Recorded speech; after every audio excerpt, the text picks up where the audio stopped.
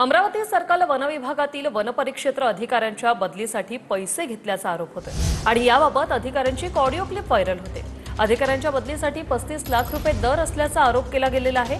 अमरावतीतील निलेश कंचनपुरे यांनी वनमंत्र्यांकडे तक्रार केली।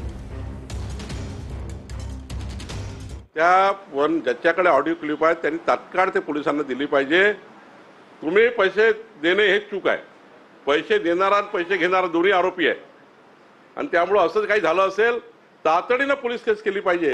या महाराष्ट्रामध्ये मी आवर्जून सांगेल सर्वच मंत्री आणि सर्वच सरकारबद्दल कोणी पैसे मागितले तर माननीय देवेंद्र फडणवीस सरकार आमचं सरकार पारदर्शी सरकार आहे। आमच्या नावाने कोणी पैसे मागितले तर पोलीस केस केली पाहिजे या मताचा मी आहे। हाँ जैन सर।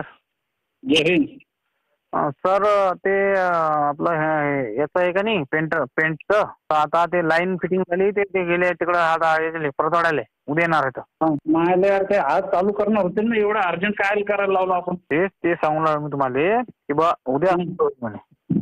ठीक आहे जाऊ द्या आता। ठीक कर त्याच्या ऑर्डर झालं ना हो आरेपोच्या? जाऊ द्या, आमचं झालं नाही आता, जाऊ द्या कुठे मीठ चोळतात। मी म्हणतो काय नेमकं प्रॉब्लेम काय झाला? प्रॉब्लेम काय, पैसे नाही द्यायला काय झालं?